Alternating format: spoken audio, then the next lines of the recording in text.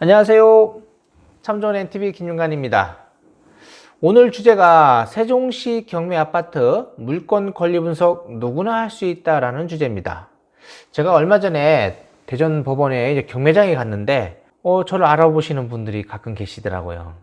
저를 알아보시고 이렇게 반갑게 인사 나누니까 저도 이렇게 영상을 찍는 거에 대해서 이렇게 자부심이 생깁니다. 하여튼 고맙고요. 저를 이렇게 알아봐 주신 분들이 있으니까 너무 좋더라고요. 일단은 감사드립니다. 구독, 좋아요 꼭 부탁드리고요. 제가 이제 그분들 이야기를 가끔 들었는데 이제 그분들이 무슨 얘기를 하냐면 권리 분석하는 거에 자신감이 없다라는 거예요. 그래서 권리 분석을 어떻게 하는 건지, 어떻게 하면 좋은지, 그리고 뭐가 위험한지 이런 것들을 제 영상을 보시면서 하나씩 배워가면 자신감이 붙을 것 같고요. 그리고 이제 최고 많이 물어보는 게 얼마 쓰면 될까요? 라는 겁니다. 그거를 제가 어떻게 딱 이야기할 수는 없어요. 그것은 이제 물건 분석이거든요. 그 물건에 대해서 하나하나 분석을 해가지고 내가 얼마에 입찰을 하면 낙찰 받을 수 있을지 라는 것을 판단하는 겁니다. 그것도 제가 이제 앞으로의 영상에서 하나씩 어떻게 제가 분석하고 있는지, 그리고 어느 정도 예측을 하고 있는지 낙찰가를 에 대해서 자세히 설명드리도록 하겠습니다. 자, 오늘 사건은요, 세종시에 있는 아파트 경매 물건이에요. 도담동에 있는 도렛마을 1단지 물건입니다. 2019 타경 10653번 물건인데요. 이게 10월 8일 날 신건으로 해서 경매가 되는데 유찰됐습니다. 그래서 한번 유찰이 돼서 2019년 11월 12일 날 3억 1,570만 원 최저가에 출발을 하는데, 일단은 신건에서 한번 유찰되면 대전은 30% 저감된다라고 했고요. 입찰 보증금은 최저가의 10%라는 거. 여기서 10%가 얼마냐면 3,157만 원이에요. 이것을 수표 한 장으로 찾아가지고 오시면 되게 좋고요. 제가 며칠 전 경매장에서 입찰 보증금을 수표 한 장이 아니라 수표 한 장을 끊고 나머지 짜투리를 현찰을 넣다가 현찰 금액이 적게 들어간 거예요. 그래서 낙찰이 됐음에도 불구하고 최고가 매수인이 되지 못하는 사람을 봤습니다. 그런 게 되게 중요한 거거든요. 그러니까 보증금만큼은 수표 한 장으로 딱 맞게 끊는 게 좋고요. 아니면 나투리, 옆에 나투리 57만 원이잖아요. 그러면 그냥 3,200만 원 이렇게 끊어서 수표로 넣으셔도 돼요. 예. 그렇게 하시니까 더 많이 넣는 건 상관이 없다라는 거. 그리고 임의경매 사건이고요. 면적은 84.98제곱미터 면적의 아파트다. 위치를 보면요, 이 도담동 1단지 아파트는요, 앞으로는 지금 홈플러스라든지 청사, 그리고 BRT 라인과도 굉장히 가까운 근접거리에 있고요. 뒤로는 지금 2단지, 3단지, 4단지, 5단지로 쭉 이어져 있는데 5단지 뒤에는요, 충남대학교 병원이 들어오는 곳입니다. 그리고 지금 2단지나 이런 데는 작은 평형대가 많고요. 1단지는 84제곱미터 평형대가 많이 있습니다. 자, 이제 권리 분석을 한번 해볼게요. 일단은 매각 물건 현황을 보면요, 25층 중에 현재 나온 경매 물건은 12층입니다. 그리고 여기가 사용 승인이 보존 등기가 2014년, 그러니까 5년 정도 된 아파트예요. 면적은 84.98제곱미터, 우리가 말하는 34평형대 아파트입니다. 자, 이제 임차인 현황을 보면 임차인은 현재 전입세대가 없다라고 했습니다. 전입세대가 없으면 굳이 뭐 말소기준 권리나 배당 요구 종기일에 대해서 그렇게 크게 신경 쓸 건 없어요. 그렇지만 말소기준 권리라는 거는 그래도 신경을 써야 돼요. 왜? 선순위, 말소기준보다 앞에 뭐 가처분이라든지 이런 게 있다면 내가 인수를 해야 되거든요. 그렇기 때문에 이런 거 신경 되고, 배당 요구 종기는 굳이 입찰자 입장에서 크게 임차인이 없다면 신경 쓸 일이 없다라고 봅니다. 자, 그러면 이게 지금 등기부 현황을 나열해 놓은 거예요. 이거를 나열할 때는요, 등기사항 증명서를 떼어가지고요, 갑구, 을구라고 있습니다. 갑구에는 소유권에 관한 사항이고 을구는 소유권 외에 관한 사항이거든요. 그거를 접수번호 순서대로, 접수 날짜대로 쭉 배열해 놓은 거예요. 그러면 갑구 2번에 지금 소유권 이전, 요거 2014년 7월 15일, 그리고 을구 7번째에 보면 근저당 설정되어 있다 이거예요. 그래서 2017년 5월 12일, 그리고 을구 11번째 2018년 5월 13일 근저당, 그리고 갑구 6번째 임의경매 개시결정 등기, 경매 개시결정 등기는 갑구에 기입된다라는 거, 그리고 또 갑구 7번째 2019년 4월 19일 소유권 이전 상속이라고 되어 있습니다. 자, 여기서 중요한 건 뭐냐면 경매가 진행 중에 소유권 이전이 발생했어요. 뭘로? 상속으로 발생했다 이겁니다. 제가 이거 보니까 각 2분의 1이라고 돼 있는데 등기사항 증명서를 봤더니요, 이 소유자분이 사망을 하셨습니다. 그래서 자녀분 두 분이 지금 상속을 받으신 거예요. 근데 자녀분들이 나이가 되게 어리더라 이거예요. 지금 초등학교인 것 같아요. 네, 자녀 두 분이. 그래서 좀 굉장히 가슴 아픈 아파트다라고 생각합니다. 뭐 낙찰을 받으면서도 좀 찜찜하다라고 생각은 들어요. 이렇게 되면. 그래서 지금 관리비가 미납이 계속 되고 있는 중이고요. 현재 임차인은 없다. 그래서 집이 비어 있지 않겠냐라는 생각이 듭니다. 자, 매각 물건 현황을 보면요, 여기에 지금 최선순위 설정, 여기에 지금 말소 기준을 여기다 표기해 놓은 거고요. 배당 요구 종기일 여기다가 표기해 놨고요. 임차 내역은 여기다가 표기를 해 놓습니다. 그리고 나머지 인수라든지 주의사항 같은 건 여기다 표기를 해 놓거든요.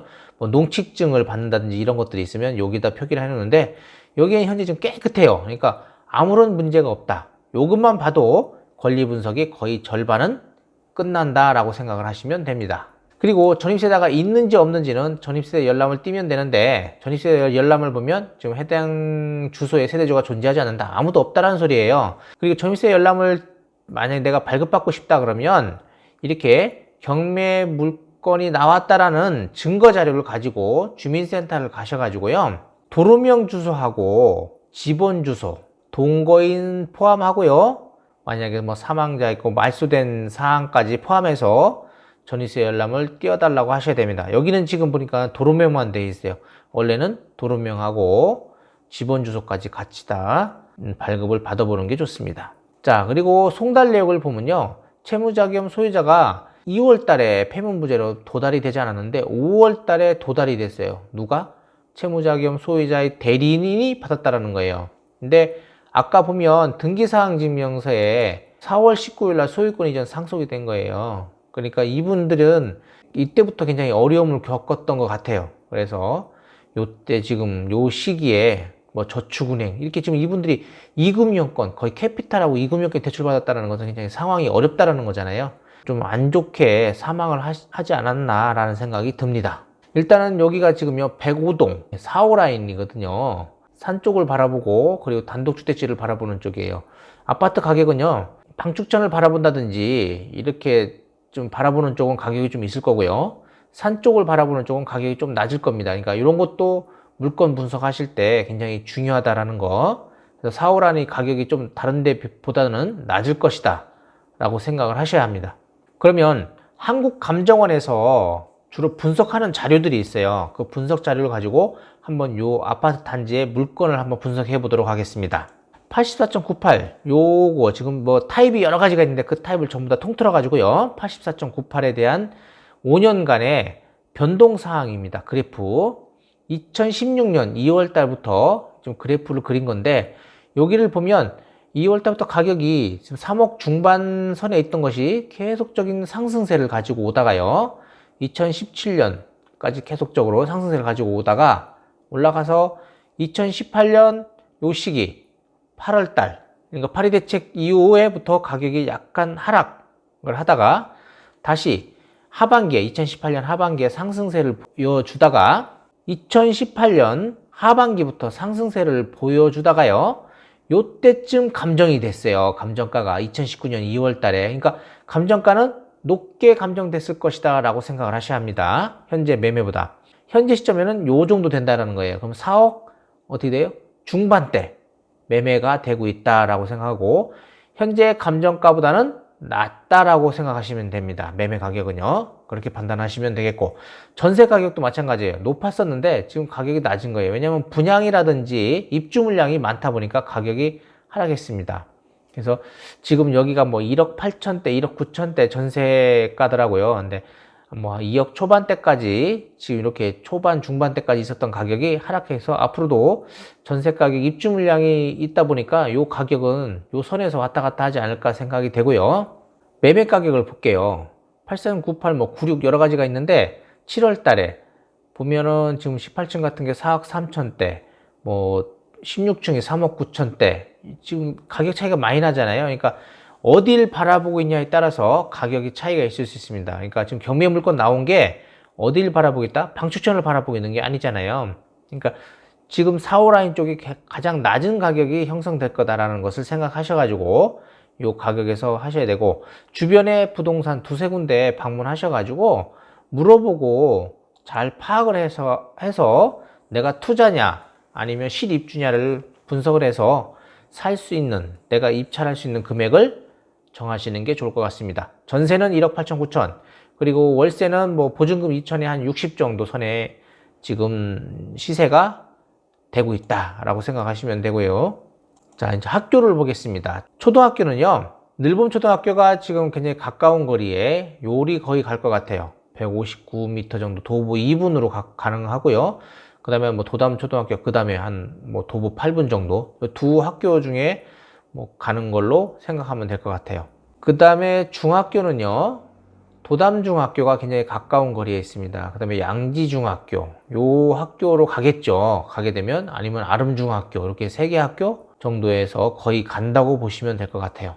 자, 고등학교는요, 양지고등학교가 가까이 있습니다. 그리고 종천고등학교, 성남고등학교, 나머지는 뭐 국제고나 영재고가 가까이 있고요. 분석을 보면 요 도담동의 아파트, 같은 평형대 아파트 가격을 비교해 놓은 거예요. 지금 도렛마을 1단지 나온 거는 4억 초반대 매매 가격이고요.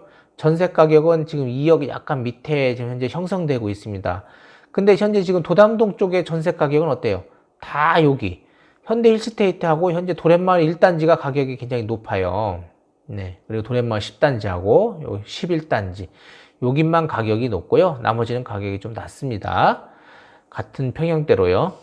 그럼 매매 가격으로 분석을 하면요, 현재 현대 힐스테이트 그리고 도렛마을, 요즘 반도 유브라가 지금 가격이 BRT랑 가장 가까이 있다 보니까 반도 유브라 가격이 최고 높고요. 그 다음에 현대 힐스테이트, 그리고 호반 아파트, 그 다음에 뭐 도렛마을 1단지 순입니다. 그래서 일단은 이 반도 유브라가 가격이 최고 세다. 가까이 BRT에 가장 가까운 아파트다라고 생각해서 가격이 비싼 거고, 그 다음에 현대 브랜드를 갖고 있는 현대 힐스테이트가 그 다음에 호반, 그 다음에 여기랑 거의 비슷하다라고 보시면 됩니다. 도렛마을 1단지도 그냥 가격이 있고 앞으로도 더 오를 수 있는 가격폭이 많이 있습니다. 그래서 투자 가치가 있는 그런 아파트로 판단하시면 될 것 같아요.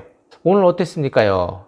뭐 권리 분석, 거의 등기사항 증명서를 놓고 보면 말소 기준을 가지고 보면 굉장히 간단하다라는 거고요. 말소 기준 권리, 아까 제가 얘기 안 했는데 근저당, 저당, 압류, 가압류, 그리고 담보가 등기, 경매 개시 결정 등기 중에 가장 빠른 것이 말소 기준 권리다. 거기보다 앞에 있는 것은 인수고요. 말소 기준 권리보다 뒤에 있는 것은 전부 소멸한다라고 보시면 돼요. 그래서 현재 앞에 있는 게 없어요. 그러니까 다 소멸된다고 보시면 되고, 여기 아파트에서는 소유권 이전이 경매가 개시 결정 등기가 이루어지는 상태에서 소유권 이전이 이후에 발생했다라는 거, 뭐 때문에 상속으로 인해서, 그리고 자녀분 2명이 이제 나이가 어리다라는 거, 그래서 관리비가 많이 연체되어 있다라는 걸 판단하시면 될 것 같고, 다른 것들은 뭐 크게 분석할 게 없습니다. 그래서 뭐 권리상 아무 하자 없고요. 물건 분석만, 가격만 잘 판단하시면 될 것 같고, 저한테 얼마면 낙찰될까요? 이거 물어보시면 안 됩니다. 예. 이런 것들은 직접 주변의 공인중개사무소 꼭 방문하셔서 판단하셔야 될 것 같고요. 본인이 하고, 여기 지금 최근에 도렛마을 2단지가 감정가가 높았잖아요. 거기가 낙찰가가 얼마였냐면 낙찰가율이 거의 88%대, 거의 89%대였어요. 여기도 현재 감정가가 높습니다. 그래서 낙찰가가 요 금액에 거의 90%면 뭐 거의 낙찰된다고 보고요. 88%대, 뭐 89%대 요 정도 되면 낙찰될 수 있지 않을까라는 생각이 들기도 합니다. 예, 판단은 본인이 판단해서 입찰을 하시면 될 것 같고, 입찰 보증금 준비 잘 하셔가지고 입찰에 들어오시면 될 것 같습니다. 예, 이거 하실 때 저하고 경매장에서 만날 수도 있어요. 그러니까 그때 한번 보시면 저하고 인사도 나누시고 커피도 한잔 하시고 하면 좋겠습니다. 감사합니다. 참, 구독, 좋아요 꼭 부탁드립니다.